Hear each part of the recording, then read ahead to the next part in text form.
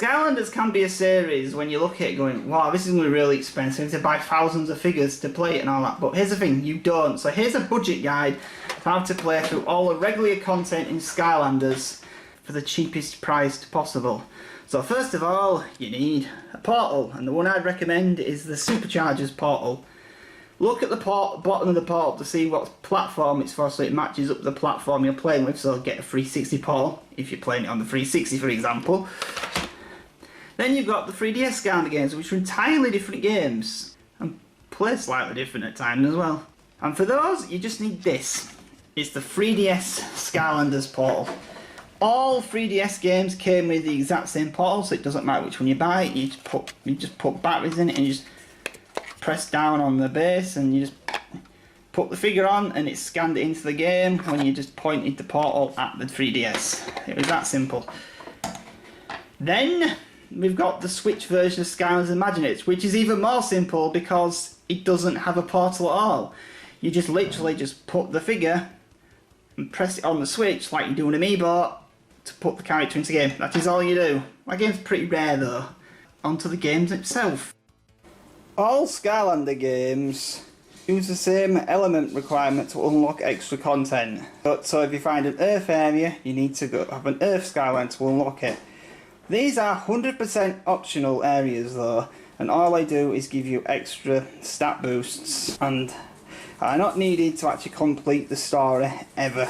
The Donkey Kong and Bowser amiibos only work with the Nintendo Skylanders Superchargers and Imaginator games, though the vehicles only work in the Wii, Wii U and 3DS versions of Superchargers. They do not work in the Switch version of Superchargers, since they, for some bizarre reason, entirely removed the racing mode altogether. The actual playable characters do though. Then there's these ones, Skylanders Eon Elite. These are a small line of figures based off first series Skylanders, so these work in all Skylander games. Though if you play them in Imaginators or Superchargers, they will get a super stat boost that they don't have otherwise. These are not the easiest thing to come by because those are pretty expensive, didn't sell very well. But they will work in all games, and they have clear bases. Chaos is counted as his own element type in the game, but does not unlock any specific content whatsoever, but is stupidly powerful. Chase variant Skylander figures do is this. Here's an example of 3 of them. These are super difficult to track down.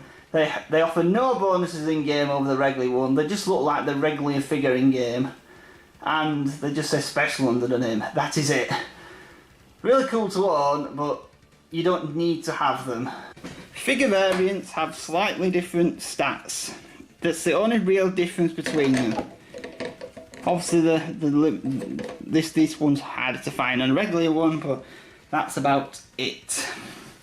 Traptanium figures go there in the turbo portal, and actual regular Skylander figures can be used still in the packaging. Yeah, it takes more room up, but the game will fully work and save still. This does not matter for any of the figures. Though it's not going to work very well with level packs.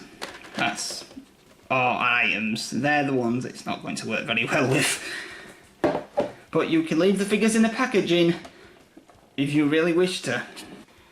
To 100% complete the story of Skylanders Spyro's Adventure minus the level packs, all you're going to need is a single Series 1 Skylander figure. They have green bases and they're dated 2011. It also doesn't matter if you pick a character up. I mean, here's the original Gilgrunt. If you pick a later version of the same character up, they will all work in the original game and the later games as playable characters. With this one though, it won't have a different moveset like it does in the later game. It'll just have the regular Gilgrunt moveset, but that's only for these Supercharger figures. For Skylanders Giants, all you're going to need to 100% complete the game is a single Giants figure. As you can see, these are called Giant figures, so they're a bit bigger than the regular Series 1 Skylanders. And all Series 2 figures have orange bases and are dated 2012. Here's another one. for example, so you know they are larger, so your size scale. Skylanders Swap Force. Now for this one, you essentially don't need any new figures to actually, you can use all the old figures and still get the story completion. But new figures are dated 2013, come in the regularly standard Skylander size, non-giant size, blue base and dated 2013. Then you've got the Swap Force figures. These ones. Now these have magnets in them, and each part of them has its own move set, so you can switch and swap move sets. So with them, it's kind of interesting. So you can click them like that, and then you've got two different characters with different moves. It's a fun gimmick and it actually does work pretty well. It's essentially like two characters move sets in one. So that's Swap Force. Next up it's Skylanders Trap Team, and the regular figures of this wave are dated 2014 and have red bases. And there's just regular characters and there's light and dark, and they added light and dark in the Skylanders. These are the hardest figures to find out of all of the Skylanders. Probably the most expensive. They've made very little light and dark figures. Then there's Trap Masters. These help you fight the Traptanian bosses and deal more damage. So they're the size of giants and they all have transparent clear weapons. These are the light and dark ones. Now you don't need any extra figures to actually beat the story in this game. You can actually fight all the bosses without any extra figures. Though the 3DS version does not support at all the Traptanian figures, which we're going to go into now. How these work is once you get to a boss fight in the game, it asks you to put one of these on the portal, a Traptanian crystal, and then you like catch it kind of like a Pokeball, and you put it in then you can swap them around the portal to play as different characters, like you capture. You only need one of each, because the game remembers all the bosses you defeat, and then you can just swap the character out at a different playthrough. So if you want to have two Earth Skylanders, Earth Trap Skylanders, you need two Earth Traps, one to store each one, but you only need one to play as every one of each element. So every element of the game has one, so obviously there's a fire element, tech element, life element, water, magic, air, undead, earth, and the rarest of all, the light and dark ones. Now, the problem with these is they only work with this game, they only work with Trap Team. If you try to use these in Superchargers or Imaginators, all you get is a power-up and a Sky Stone. This is the reason why I'd recommend getting a Supercharger base so you can actually use these. For some reason when designing Trap Team, they made these characters playable but then removed the ability to play as them in the later games. And there's quite a lot of them, as you can see. Also, it's the only way to play as Chaos in the game. There's two versions of that one. There's the version that came in a regular pack, and there's the version that came with a Dark Edition.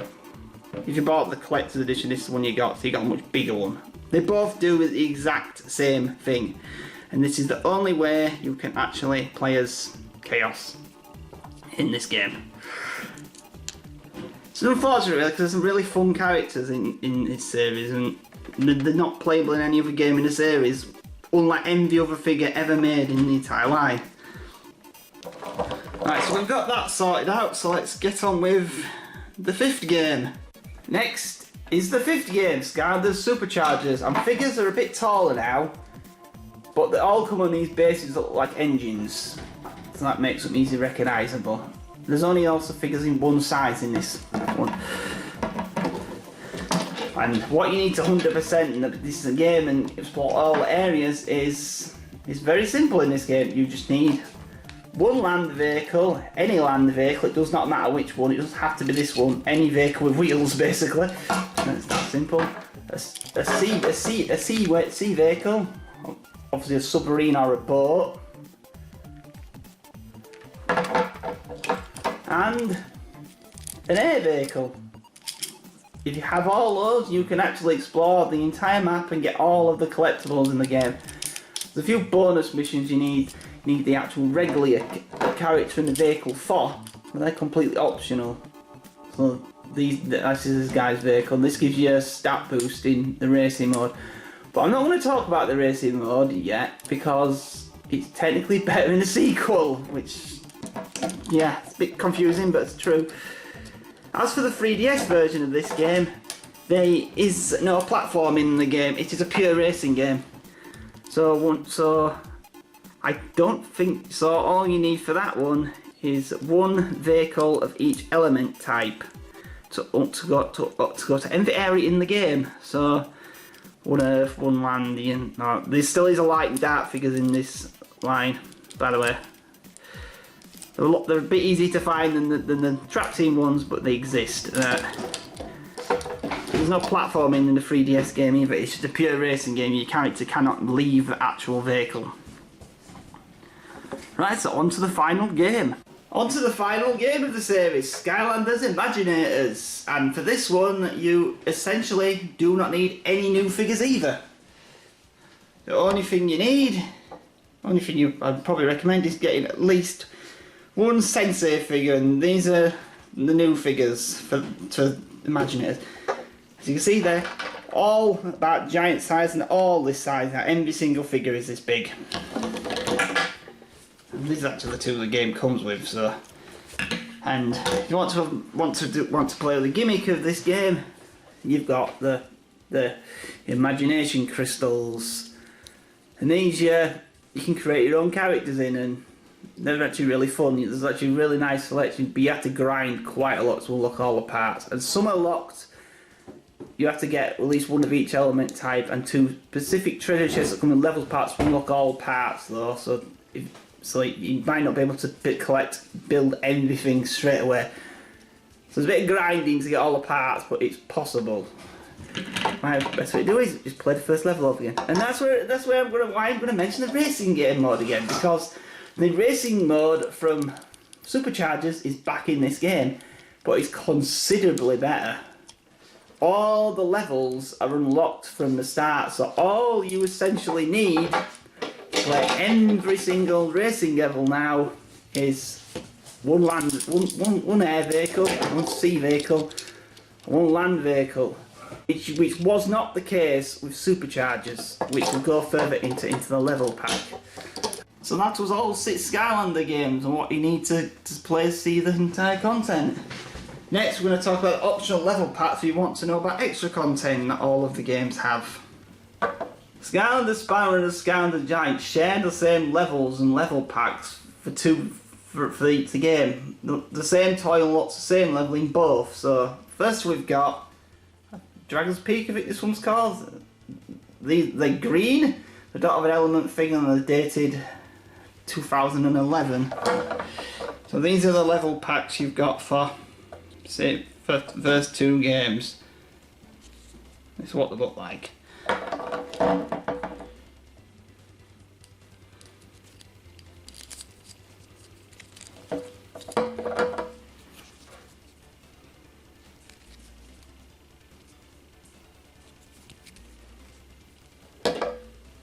Skylander SWAT Force has 2 level packs. This is the first one. They have blue bases and they're dated 2013.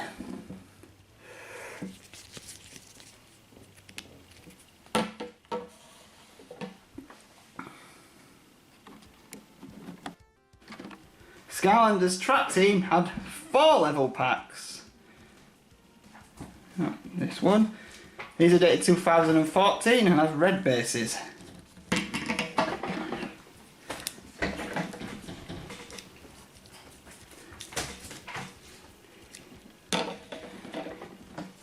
These 2 are definitely the hardest to find level packs out of the entire lot. This is a light level pack. And the dark level pack. For superchargers, there's 3 different add-ons, and these are by far the worst value of all add-ons if you just want to play them in just superchargers alone. We've got the Sky Cup, the Earth Cup, and the Water Cup. And all these do is add 2 extra racing tracks to the racing mode and an ability to fight the bosses, to fight some bosses that you can become playable characters only in the racing mode. And the mirrored tracks, that's it. They don't actually add any actual levels to the actual campaign. There's also this one which is the Chaos Cup, and this just lets you place Chaos as in the wind levels, in the air levels. It doesn't even make him playable in all the modes, which is kind of lame, isn't it? Next is the final game, Skylanders Imaginators, and the first level pack is a treehouse-like place. These don't have any identification marks on them, apart from the year that was made, and there's no bases or anything like the rest of them. Then it gets a bit confusing. Characters that unlock levels. First we've got Crash Bandicoot, who actually has his own unique playstyle to everyone else in the game. It also came in a double pack with Dr. Neo Cortex, and this is important because Dr. Neo Cortex unlocks a mini game area that in the Crash Bandicoot level that you need to have him to play. Then we've got the last 2 characters. These also unlock a level. These are the last 2 actual level packs. And the final one is this guy called Robo. Now this guy is probably, in quite a lot of places, one of the most expensive Skylanders out there. It was the last level pack, one of the last figures released. So there might not be many copies of it around, or it might be people overvaluing it, but yeah, it can be pretty expensive, him. So that's all of the levels in Skylanders Superchargers. But wait, there's more. Because I mentioned a second ago that the cups are better in the Imaginators than Superchargers. Well, in this game, all the levels these unlocked are already unlocked from the start, and you do not need these cups. In this game, all the cups do is unlock the boss fights and the mirrored versions of the tracks. So if you want to really play all the racing mode of the game, and not want to buy extra toys, buy the Imaginators version, because all we're doing this one is give you extra playable characters for the racing mode and mirrored tracks instead. So yep, that's all of the level packs for Skylanders Imaginators. If you want to have all imagination parts for the creator characters in Skylanders Imaginators, you will need to purchase one of each Skylanders Imaginators crystal. Also, you'll need these 2 treasure chests, and these both look the exact same, but they're not. They have the number WO171 and WO172 written under them. These are needed to unlock the final parts, and these are probably going to be a real pain to find, so good luck. All the other parts you'll just unlock just by playing the game. Items. Now these not needed whatsoever in any game. They come in different coloured bases and they do different abilities. Like I think this one drops hammers on the screen. This one gives you more money. You get that. They're just one level use power ups. And there's quite a lot of different ones of them. But these don't unlock any levels or content or anything else in the game. And Sparks from Sparrow's one. This is also the case for level packs. If a level pack is not in that game, it'll just give you a 1 level smart bomb, and you can just use it once a level and it just blows every enemy on the screen up at the time. That's all it literally does. And yeah, so yeah, I'd say if you want to really level packs, have the game to play with level packs, because on their own they're not that impressive. And that was my entire Skylanders on a budget guide. If you have any more comments, please put them in the comment section, and thank you for watching.